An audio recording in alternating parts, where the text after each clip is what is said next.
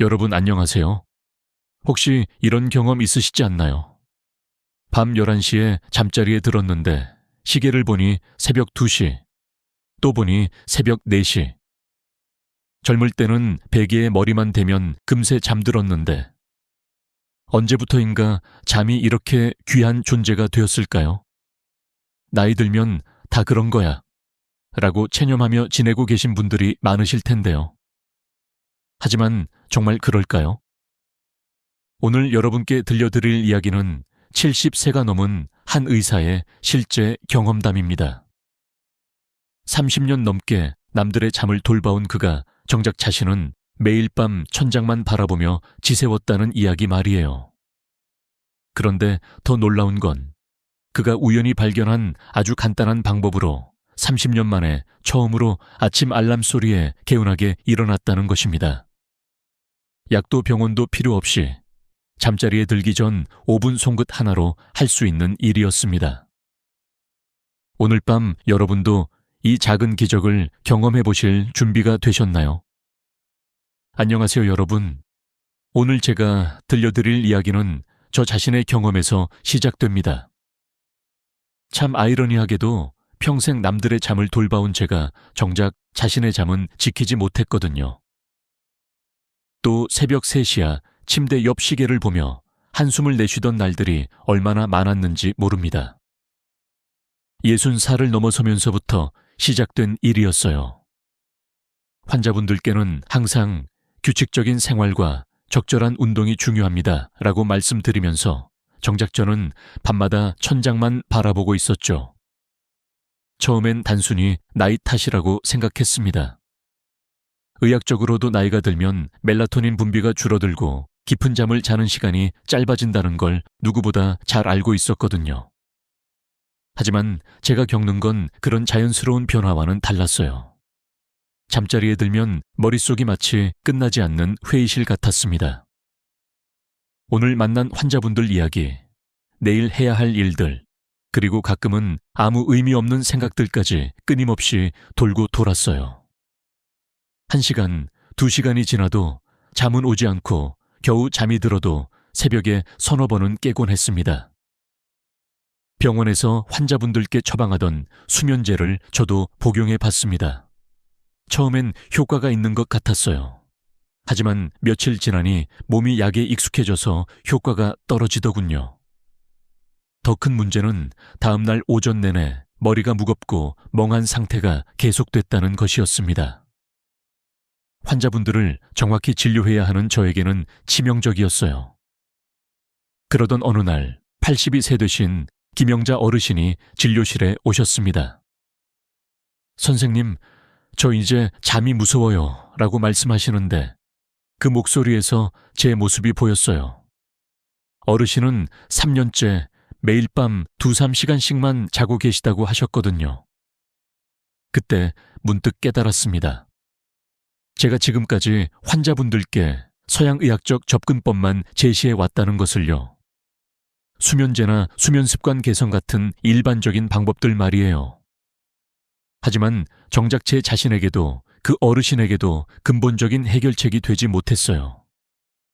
그날 밤 서재에서 오래된 의학 서적들을 뒤적이다가 우연히 발견한 것이 있었습니다. 할아버지께서 젊은 시절 한의학을 공부하셨던 관계로 집에 몇 권의 한의서가 있었거든요. 그 중에서 수면과 관련된 경혈 자극법에 대한 내용을 발견했어요. 귀 뒤 완골 부위를 자극하면 심신이 안정되고 숙면을 취할 수 있다. 처음엔 반신반의했습니다. 서양의학을 공부한 저에게는 다소 생소한 접근법이었거든요. 하지만 이미 시도해볼 수 있는 방법들은 다 해봤는데도 효과가 없었으니 한 번쯤은 시도해볼 만했어요. 그날 밤부터 잠자리에 들기 전에 귀 뒤쪽을 5분 정도 부드럽게 눌러주기 시작했습니다. 첫날엔 별다른 변화가 없었어요. 이틀째, 사흘째도 마찬가지였죠. 하지만 일주일쯤 지났을 때 뭔가 달라진 걸 느꼈습니다. 평소보다 마음이 차분해지는 것 같았어요. 보름이 지나자 확실한 변화가 있었습니다. 잠자리에 누우면 전처럼 머릿속이 복잡하지 않더군요. 그리고 한 달이 지났을 때 저는 오랜만에 아침 알람 소리에 깨어났습니다. 중간에 깨지 않고 통잠을 잔 건 정말 오랜만이었어요. 제가 직접 체험한 이 놀라운 변화를 환자분들과 나누지 않을 수가 없었습니다. 다음 날부터 수면 문제로 오시는 분들께 기존 치료와 함께 이 방법을 권해드리기 시작했어요. 처음에는 솔직히 망설여졌습니다. 서양의학을 전공한 제가 경혈 자극법을 환자분들께 권한다는 게 부담스러웠거든요. 하지만 제 자신에게 분명한 효과가 있었고 더 이상 잃을 게 없다고 생각하시는 분들이 많으셨어요. 그 중에서도 특히 기억에 남는 분이 계십니다. 84살 되신 조순자 어르신이었어요. 어르신은 8년째 매일 밤 새벽 2시에 어김없이 깨어나는 괴로움을 겪고 계셨습니다. 처음엔 단순한 노화 현상이라고 생각하셨다가 시간이 지날수록 심해지는 증상 때문에 여러 병원을 다니셨다고 하더군요. 선생님, 처음엔 그냥 나이 들어서 그런가 보다 했어요. 근데 이제는 잠자리에 눕는 것 자체가 무서워요. 어르신 말씀으로는 밤만 되면 가슴이 두근거리고 온갖 걱정들이 머릿속을 맴돈다고 하셨어요. 돌아가신 남편 생각, 혼자 사는 것에 대한 불안, 건강에 대한 걱정까지. 그러다 보니 잠들기까지 서너 시간은 기본이고 겨우 잠이 들어도 조금만 소리가 나도 바로 깨어나셨다고 해요. 더 안타까운 건 낮에도 제대로 지낼 수가 없다는 것이었습니다. 밤에 못 잔 피로 때문에 하루 종일 몸이 무겁고 집중력도 떨어져서 평소 즐겨 하시던 독서나 텃밭 일도 할 수 없게 되셨다고 하더군요. 선생님, 수면제도 먹어봤는데 별로 효과가 없어요. 오히려 다음날 머리가 더 무겁고 어지러워서 일상생활이 힘들었어요. 이런 말씀을 하시는 어르신을 보니 예전에 제 모습이 떠올랐습니다. 그래서 용기를 내어 제가 직접 경험한 방법을 말씀드렸어요. 어르신, 혹시 이런 방법 한번 시도해 보실 마음이 있으신가요? 어르신께 귀 뒤쪽 움푹 들어간 부분을 보여드리며 설명했습니다. 이곳을 매일 밤 잠자리에 들기 전에 5분 정도 부드럽게 눌러주면 마음이 차분해지고 잠이 잘 온다고 말이에요. 정말 그런 게 있나요? 신기하네요. 어르신은 반신반의 하시면서도 당장 해볼 수 있는 방법이라며 관심을 보이셨어요. 특별한 도구나 비용이 들지 않고 집에서 혼자서도 할 수 있다는 점이 마음에 드신다고 하셨거든요. 일주일 후 어르신이 다시 병원에 오셨을 때 표정부터 달라 보였습니다. 처음 오셨을 때 지친 모습 대신 뭔가 밝은 기운이 느껴졌어요. 선생님, 정말 신기해요. 며칠 전부터 밤에 깨는 횟수가 줄어들기 시작했어요. 어르신 말씀으로는 처음 사흘 정도는 별다른 변화가 없으셨다고 해요. 하지만 넷째 날부터 뭔가 다른 느낌이 들기 시작하셨다고 하더군요. 평소보다 마음이 편안해지고 잠자리에서 뒤척이는 시간이 짧아졌다는 거예요.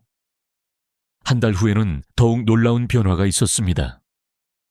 어르신이 진료실에 들어오시자마자 환한 미소를 지으시며 말씀하시더군요. 선생님, 엊그저께 밤에 꿈을 꿨어요. 정말 오랜만에요. 꿈을 꾸었다는 것 자체가 깊은 잠을 잤다는 의미였습니다. 얕은 잠을 자거나 자주 깨는 상태에서는 꿈을 기억하기 어렵거든요. 어르신은 그 꿈에서 돌아가신 남편분과 함께 젊은 시절 자주 가던 시장을 걸었다고 하시며 깨어났을 때 마음이 너무 편안했다고 말씀하셨어요. 이제 밤이 무섭지 않아요. 오히려 기다려져요. 가장 인상 깊었던 건 어르신의 일상이 완전히 바뀌었다는 것입니다. 충분한 잠을 자게 되니 낮에 활력이 생겼고 예전에 못하던 텃밭 일도 다시 시작하셨다고 해요. 그리고 매일 아침 동네 한 바퀴를 산책하는 새로운 습관도 생기셨다고 하더군요. 이런 변화를 보면서 저는 확신하게 되었습니다. 이건 단순한 우연이 아니라 분명한 치료 효과가 있다는 것을요. 그 후로 비슷한 증상을 호소하시는 다른 환자분들께도 이 방법을 권해드렸고 10중 8구는 어느 정도 개선 효과를 경험하셨어요. 이렇게 많은 환자분들이 개선되는 걸 보면서 저는 궁금해졌습니다. 도대체 왜 나이가 들면 잠이 안 오는 걸까요? 그리고 왜 이런 간단한 방법이 효과가 있는 걸까요? 30년 넘게 환자분들을 만나면서 깨달은 건 노년기 불면증은 단순히 나이 탓만은 아니라는 것입니다. 물론 나이가 들면서 생기는 자연스러운 변화도 있지만 그보다는 우리 몸의 균형이 깨지면서 생기는 문제가 더 큽니다. 가장 먼저 생각해 볼 수 있는 건 우리 몸에서 만들어지는 잠유도 물질의 변화입니다. 젊을 때는 해가 지면 자연스럽게 졸음이 왔죠. 이건 뇌에서 만들어지는 수면 호르몬 덕분입니다. 그런데 나이가 들면서 이 호르몬의 분비량이 현저히 줄어들어요. 60대가 되면 20대의 절반 정도밖에 안 나온다고 보시면 됩니다. 그러니까 예전처럼 저녁만 되면 자연스럽게 졸린 게 아니라 억지로라도 잠을 청해야 하는 상황이 되는 거예요. 마치 시동이 잘 안 걸리는 오래된 자동차 같다고 할까요? 두 번째로는 몸의 불편함이 늘어난다는 점입니다. 젊을 때는 조금 아픈 곳이 있어도 잠들면 금세 잊혔는데 나이가 들면 그게 쉽지 않아요.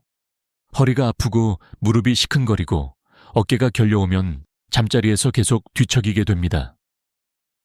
특히 밤에 화장실 가는 횟수가 늘어나는 것도 큰 문제예요. 젊을 때는 아침까지 한 번도 안 깨고 잘 수 있었는데 나이가 들면 한두 번은 기본이고 심한 경우 서너 번씩 깨기도 하죠.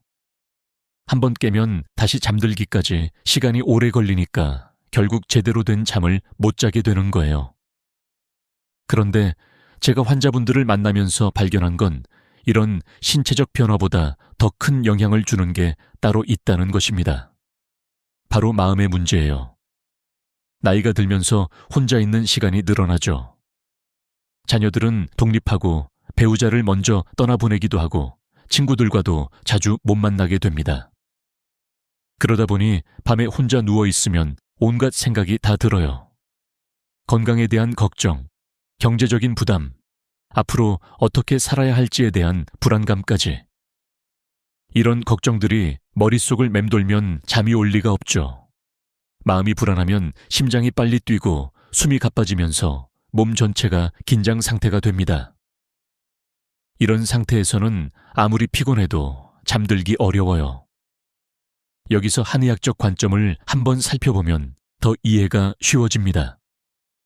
한의학에서는 잠을 못 자는 이유를 몸의 기운 순환이 막혔기 때문이라고 봅니다. 특히 심장과 신장의 기능이 약해지면서 생기는 문제라고 설명해요. 심장은 단순히 피를 펌프질하는 장기가 아니라 우리의 정신적인 부분을 관장하는 곳으로 여겨집니다. 그래서 심장의 기운이 약해지면 불안하고 초조해지면서 잠을 못 자게 되는 거죠. 반대로 신장은 우리 몸의 근본 에너지를 저장하는 곳인데 여기가 약해지면 밤에 자주 깨고 깊은 잠을 못 자게 됩니다. 그렇다면 이런 문제들을 어떻게 해결할 수 있을까요? 보통은 수면제를 처방하는 경우가 많은데 이건 근본적인 해결책이 아니에요. 약으로 억지로 재우는 거라서 의존성도 생기고 다음날 머리가 무거운 부작용도 있거든요. 저는 환자분들을 만나면서 약에 의존하지 않고도 충분히 개선할 수 있는 방법이 있다는 걸 확신하게 되었습니다. 그 핵심이 바로 우리 몸의 특정 부위를 자극해서 막힌 기운의 흐름을 뚫어주는 것입니다.